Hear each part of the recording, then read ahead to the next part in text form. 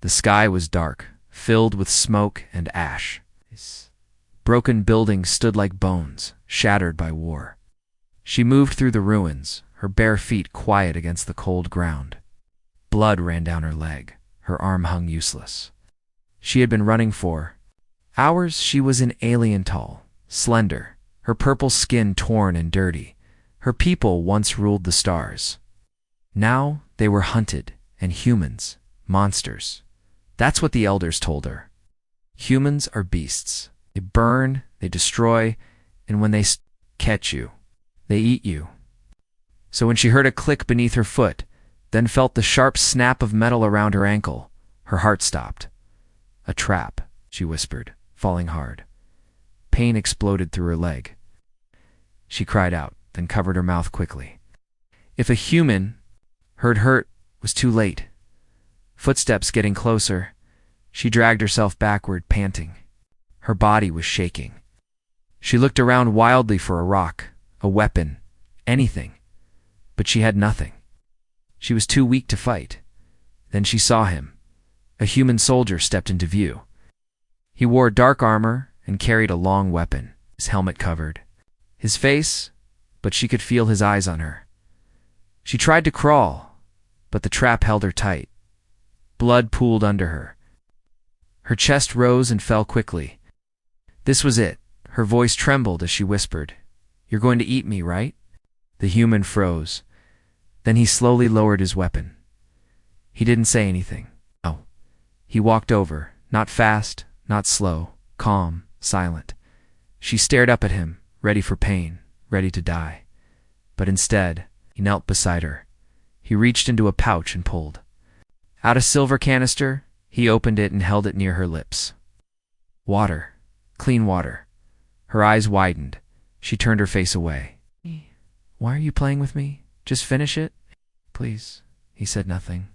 He gently touched the trap on her ankle. She flinched, expecting fire, blades, anything. But he did something strange. He pressed a button, and the trap clicked open. The pain eased.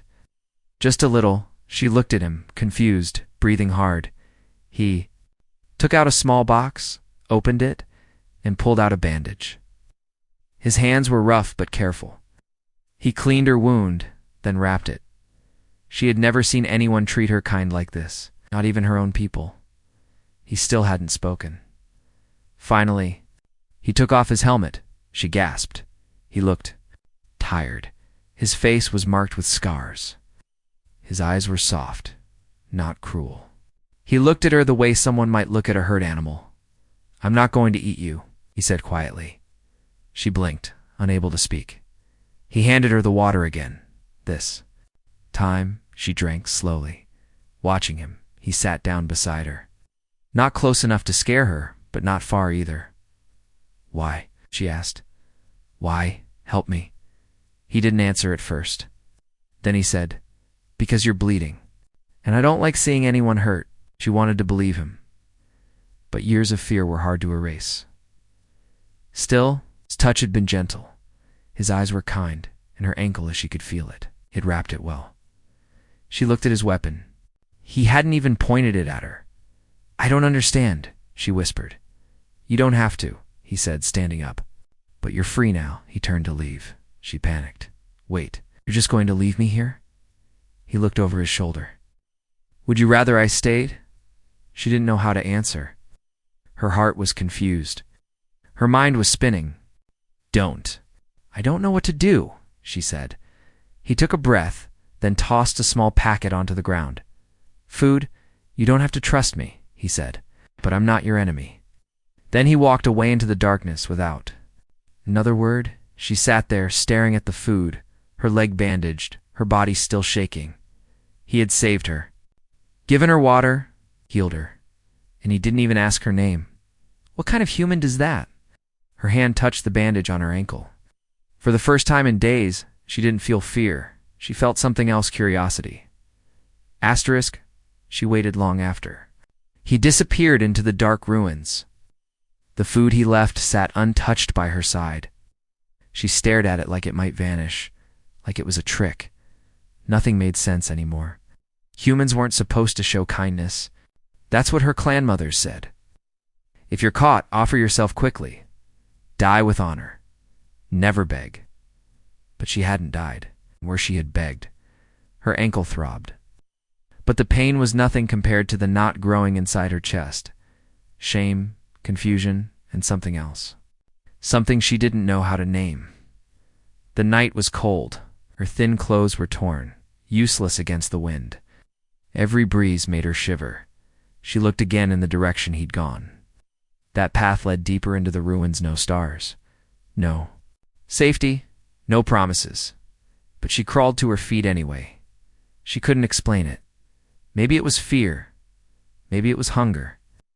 Maybe it was because the way he had touched her. Wasn't how enemies touched prey? She limped forward, slow and silent. Following the faint trail his boots had left in the dust, her ankles screamed with every step, but she followed. She found him again hours later. He had built a small fire in a corner of an old structure half collapsed, its metal bones sticking out like ribs.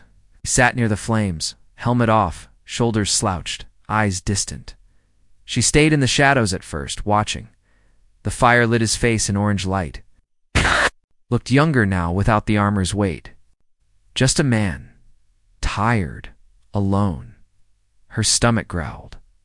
His head turned, she froze. But he didn't reach for his weapon. He just stared into the darkness, then said quietly, "You followed me." She didn't know what to say. "I thought you'd run." He added, "I didn't know where to go," she said. He nodded slowly, then gestured to the other side of the fire. "You can sit, if you want."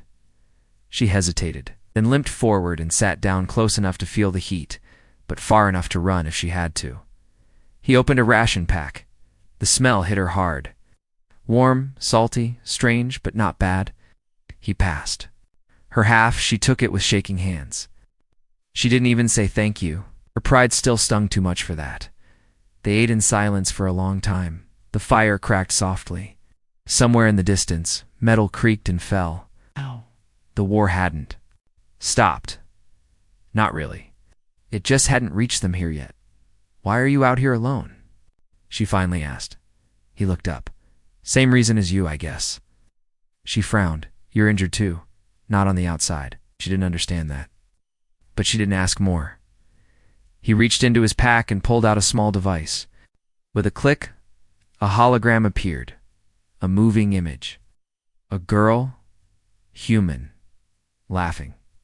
Her eyes looked like his. "Your mate?" she asked softly. He shook his head. "My daughter." Something tightened in her chest. "Is she gone?"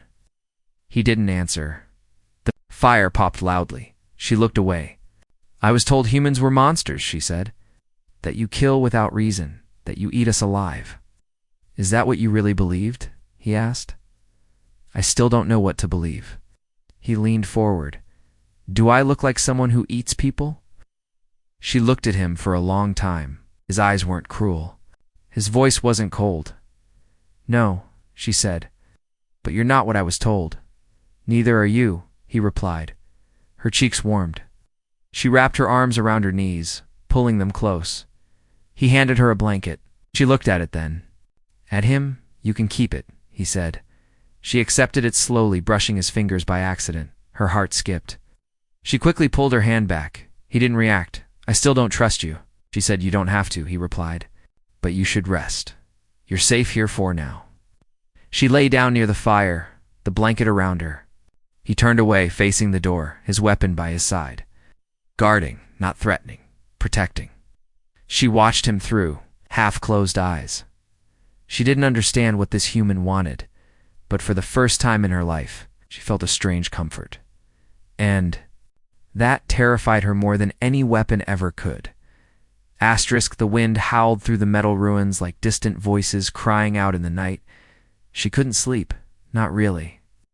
Her body was still wrapped in the blanket he'd given her, but her mind raced in circles.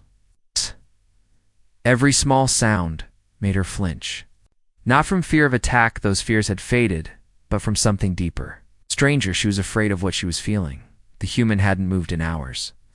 He sat near the edge of the firelight, leaning against a steel beam, rifle resting across his knees.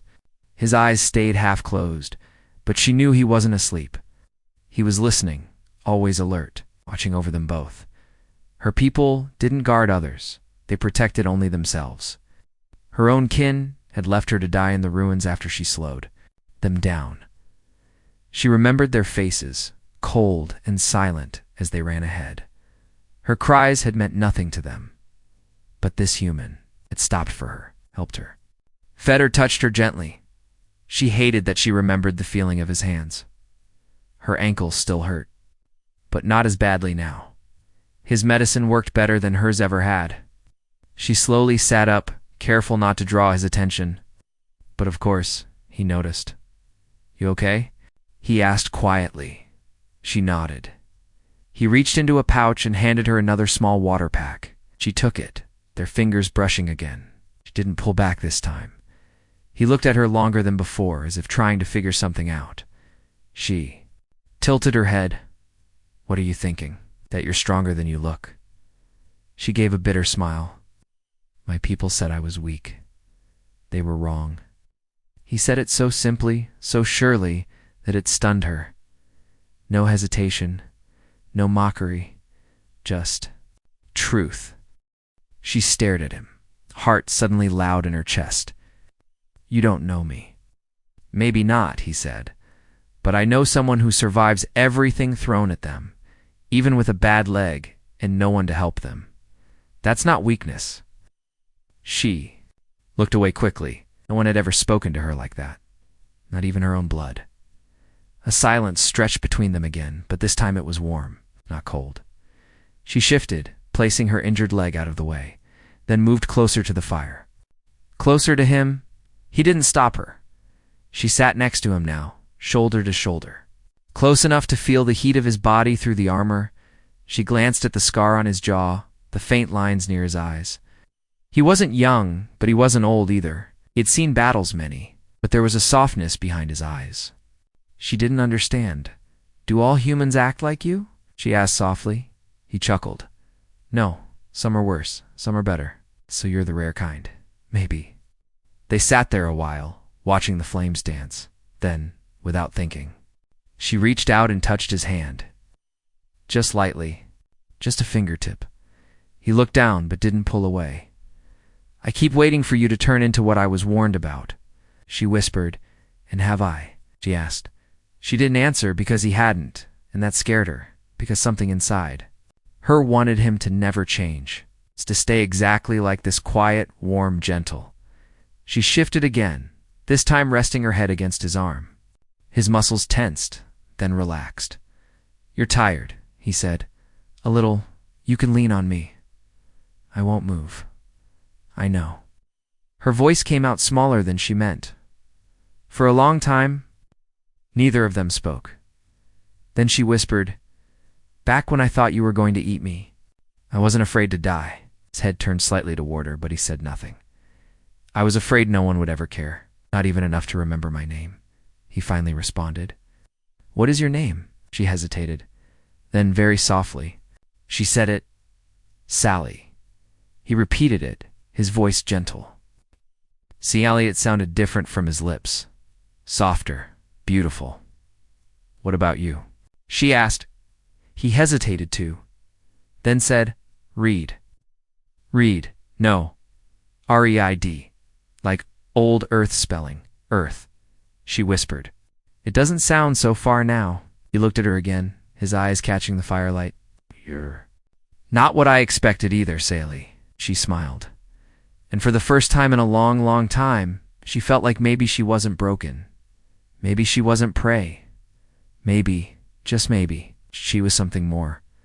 The fire had burned down, too soft, glowing. Embers.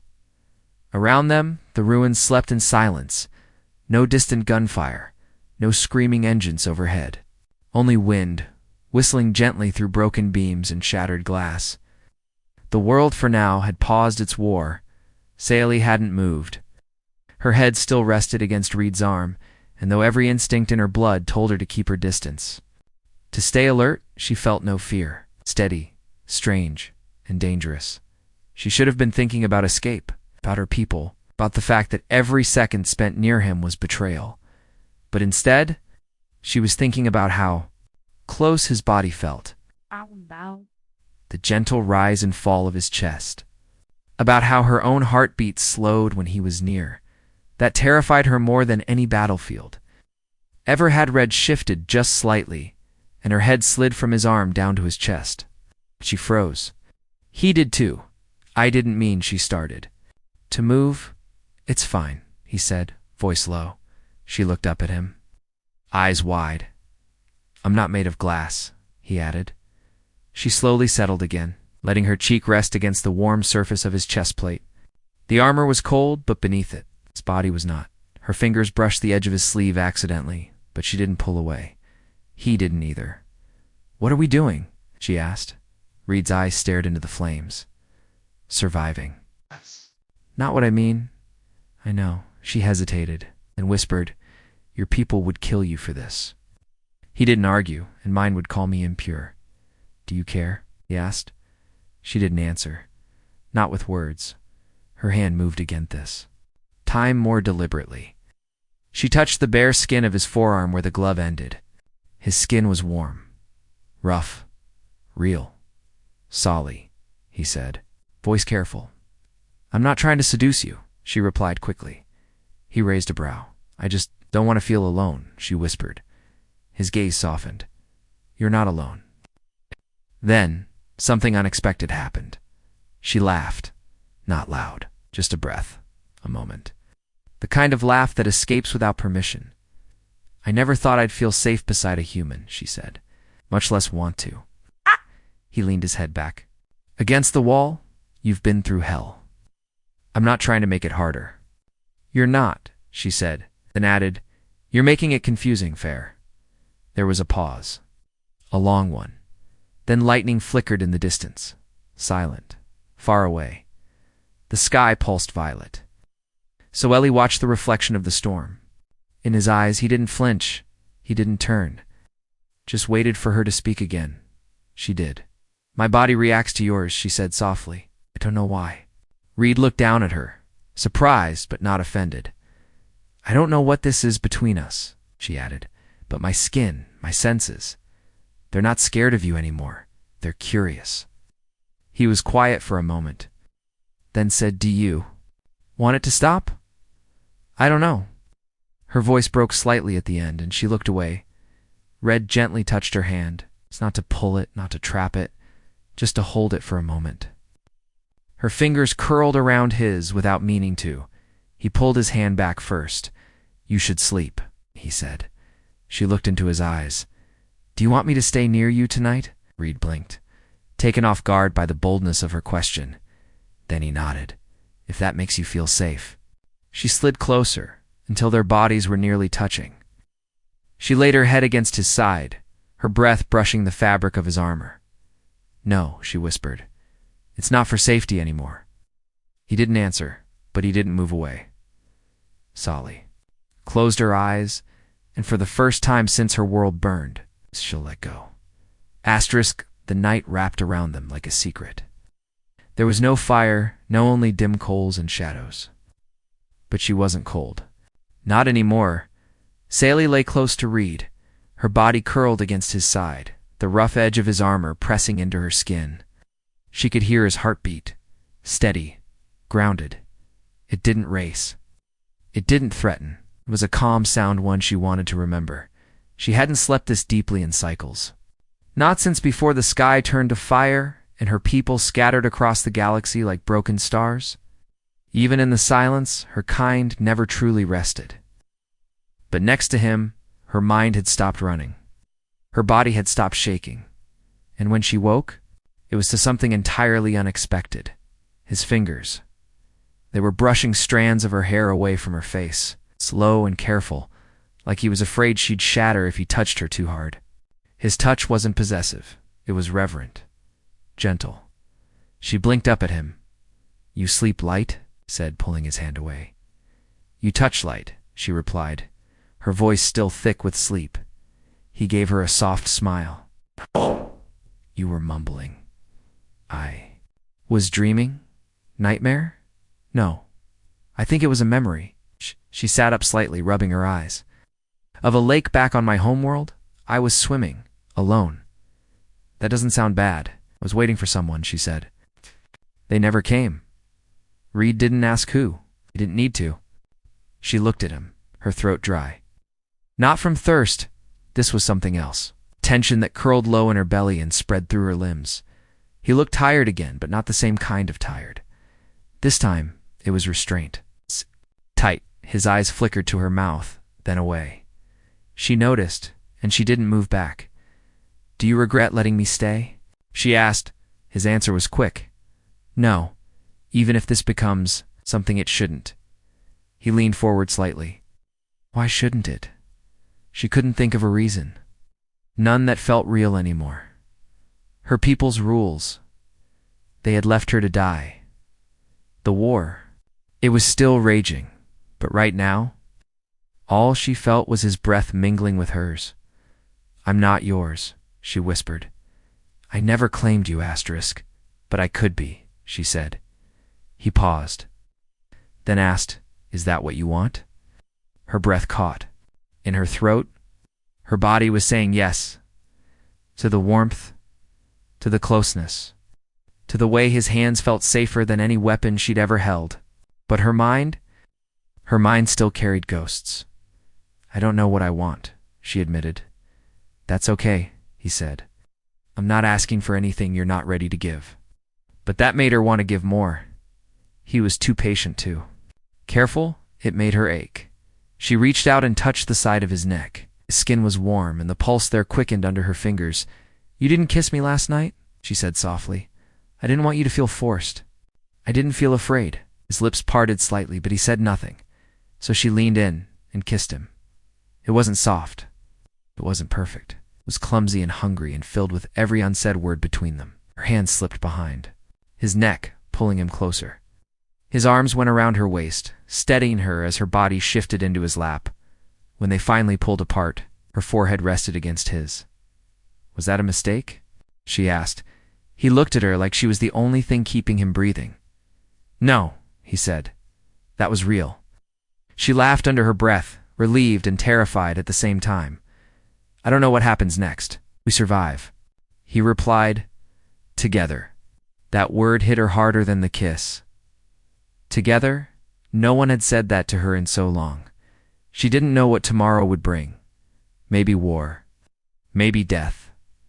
But tonight, under the broken stars, she wasn't alone. She was with him. And for now, that was enough. The ruins were silent again, but something had changed in the air. It wasn't just the kiss. It was what followed. They didn't rush. They didn't need to. Their bodies stayed close, hearts gently sinking as if the war outside had paused for this moment.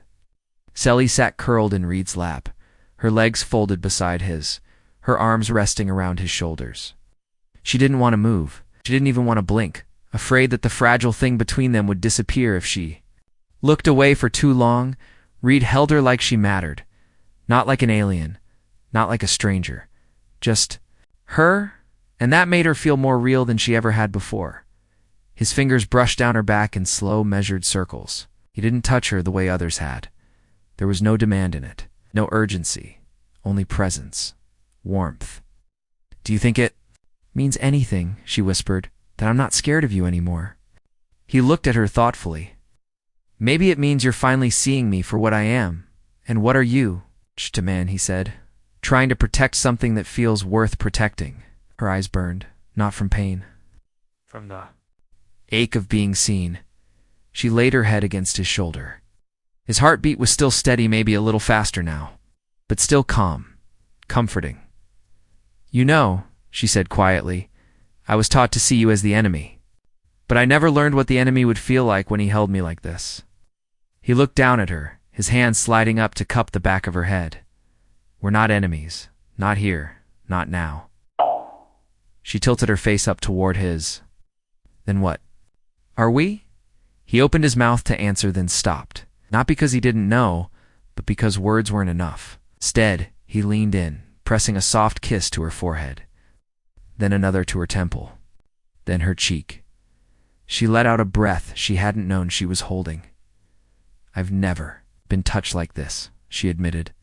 Reed's voice was low. You deserve to be touched with care. She pressed her lips against his again, slower. This time, her hands slid under his chest plate, feeling the heat of his skin, the curve of his waist. Ooh, the rough edges of old scars. He shivered under her touch, but not from cold. The blanket around them slipped. Her skin brushed his as her body shifted across his lap, finding a rhythm not rushed, but instinctive, natural. They didn't speak for a while, just felt, just breathed, just existed in a space where no war could reach them. Afterward, they lay together. Beneath the stars, what few still peeked through the clouds of ash, her head on his chest, his arm curled beneath her. Their breaths slowed to a steady pace, as if they'd been doing this forever. Sally's fingers traced small circles along the inside of Reed's palm. I don't know what happens after this, she said. I don't even know if we'll survive. Another sunrise? Neither do I, he replied, looking up at the sky. But I do know one thing. What? If this is the only quiet night we get, I'm glad it was with you. Her throat tightened. She didn't speak. She just held him closer. Then a sound cracked in the distance, too sharp to be wind. Metal against metal. Boots, they both sat up fast. Reed grabbed his rifle without hesitation. His eyes scanning the dark beyond the ruins. Sally's blood turned cold. The sound came. Again. Multiple steps. Voices. She recognized the language. Not his. Hers. Her people. She shot to her feet, heart pounding. Reed stood beside her, calm but alert. Weapon lowered, but ready. You need to hide, she said quickly. No. If they see you with me, they'll kill you before you can speak. He looked into her eyes. And what about you? What will they do to you for being with a human? Her silence was the answer.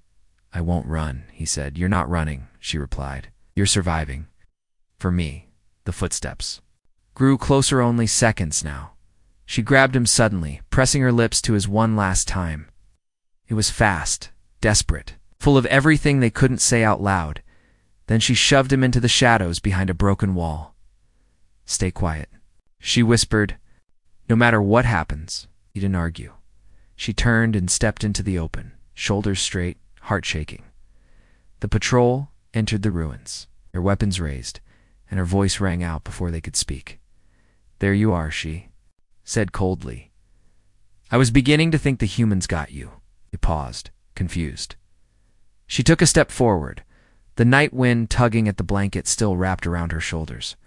Her bare arms were marked with fresh warmth from his touch, but she lifted her chin. I have a prisoner, she said. Her own voice didn't sound like hers anymore.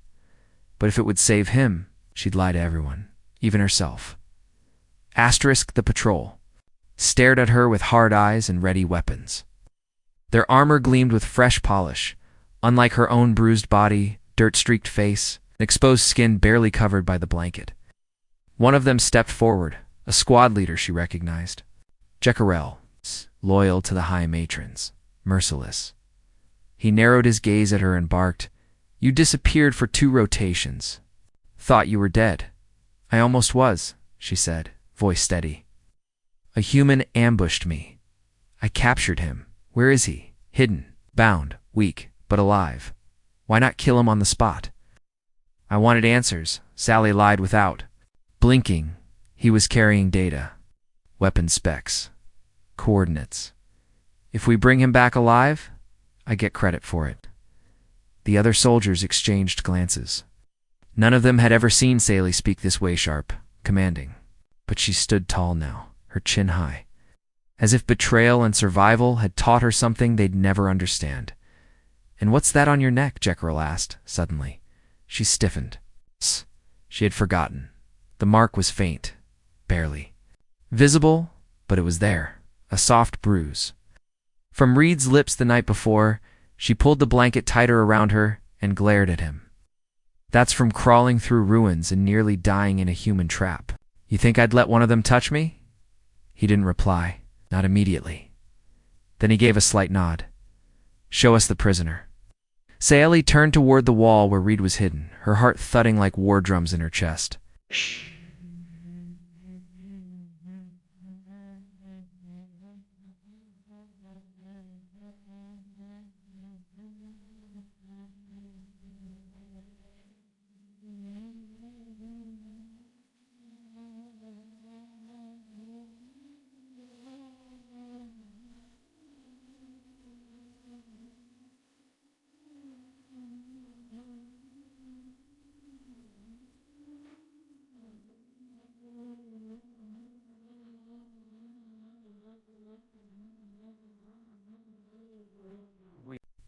she would have to reveal him, expose him, risk everything they had shared, or she could end it another way. She took one step, then froze. "No," she said sharply. Jekyll's eyes narrowed. "No, he's mine," she said. "I caught him. I decide when and how he's delivered. And I don't trust any of you not to ruin that before I get the truth I need." The patrol shifted uneasily. One of them, younger, said, "Orders say prisoners must be delivered alive only if useful. Otherwise, terminated." Ah! "Then I'll make him useful," she snapped. "And if any of you try to touch him, I'll kill you myself." The silence that followed was deep and heavy. Jekyll studied her. "You've changed, yes," she said, "and maybe that's why I survived." He didn't argue again. Instead, he signaled the others. "Fine, but don't take too long. Command's getting impatient." With that, the patrol turned and vanished into the ruins, boots crunching until their sound faded like ghosts into the night. Sally didn't breathe again until they were gone. Only then did she rush to the shadows. Where Reed waited, he stepped out, eyes scanning the dark. "You heard all of it?" she asked. He nodded once. "I didn't give you up," she whispered. "You lied to them," he said. "For me?" "I would do it again," she said.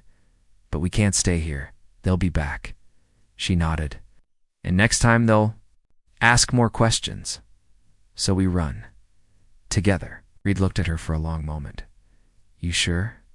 "I'm not your enemy," she said. "Not anymore. I want to live. And if living means walking beside you, even into danger, then that's what I want." He reached out, cupping her face gently. "And what happens when the rest of the galaxy sees us? Human and an alien. A soldier and a traitor. They'll stare," she said. "They'll judge. And then they'll realize something powerful." He raised a brow. "What's that?" She smiled. "That maybe love doesn't follow rules." He leaned in and kissed her again, soft, long. Certain when they broke apart, Sally whispered, "Where do we go?" "Southridge has a transport pad buried under rubble," Reed said. "If we can reach it, I might be able to get us out." "To where?" "Anywhere that isn't here. Somewhere no one cares what species we are, just that we're still breathing." Sally nodded and picked up the rifle he offered her, not to use on him, but to protect him together. They slipped into the night, two shapes, moving as one through the ruins of a broken world above them. The clouds parted just enough to show a piece of the sky, a single star still burning bright. She looked up at it and whispered, "They told me humans were monsters."